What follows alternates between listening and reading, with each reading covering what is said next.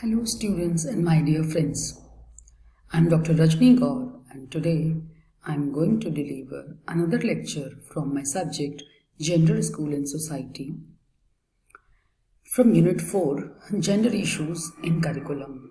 Today's topic is Patriarchies in Interaction with Other Social Structures and Identities.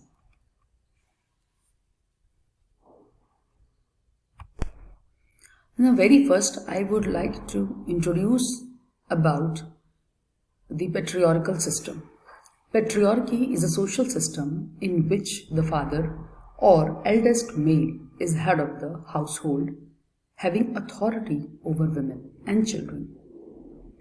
It also refers to a system of government by males and to the dominance of men in social or cultural system. Within this structure, men and women both have their own specific roles and identities. It is such an identity which cultivates during socialization of an individual, and most aspects of manliness or womanliness are taught by the society prevailing and learned by individuals. During the common process of gender identity in the family, small children are acting in roles which are in accordance with their sex roles, which help them to gradually distinguish between masculinity and femininity. There are diverse learning theories and theories which contribute a lot in forming the gender identities, or they talk about gender identities in the society. Learning occupies an important place in formulating gender identity. Many theories are put forward by educationists to tell how children attain their gender identity according to their biological sex. Some of these theories are: first is social learning theory. Children in the society learn to be men or women by reinforcement and modeling.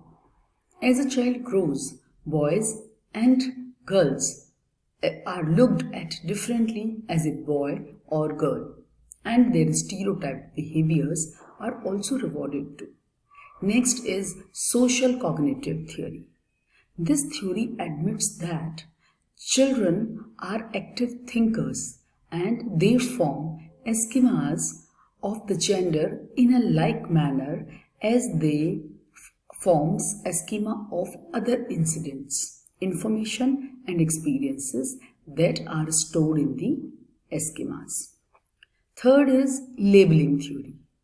We know that after 18 to 36 months of age, children name themselves as boy or girl. After identification, they begin to behave accordingly to the new status.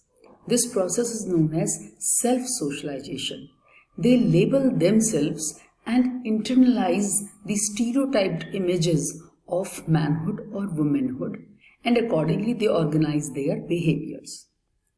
Next is cultural transmission theory.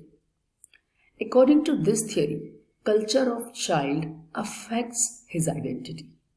The important people in his life give shape to his behavior in consonance with the gender and discourage the anti-gender behavior.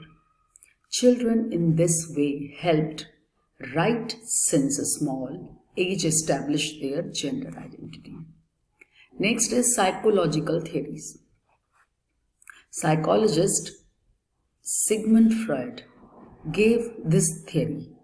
According to him, gender identity and sex-related behavior is learned in 3 to 5 years of age. At this stage, a child distinguishes and sex-related behavior also recognized by the child due to the distinguishes between genitalia of different sexes, which cultivates in them the sense of rivalry with the parents having the same sex and attention or attraction or love for the parents having the other sex. This is called identification of guardian having the same sex. Here we can also talk about Oedipus complex and Electra complex, which is very commonly found as per the theory of Sigmund Freud. Patriarchal system interaction. Patriarchy is a system of society or government in which the father or eldest male is the head of the family and descent is reckoned through male line. Patriarch is the person who governs his family by paternal right, and patriarchy is community of related families under the authority of a patriarch under the patriarchal system. Patrilineal refers to the male line of descent and the family reckoned through the father or male head of the family alone. What type of social structures we have found in patriarchies and how they interact? So in patriarchy, a special type of family interaction structure is present in which women remain unadvantaged. The authority remains in the hand of the eldest male members. The son gets the name of lineage of their father permanently. Whereas daughters join the families of their husband after marriage, and all the property is inherited by sons after the death of father. Due to this system, after father's death, since the son carries his name forward and helps parents in achieving salvation by performing last rites, the importance of male children increases automatically, and it results in the discrimination and further in exploitation of women by men. Identities in patriarchy.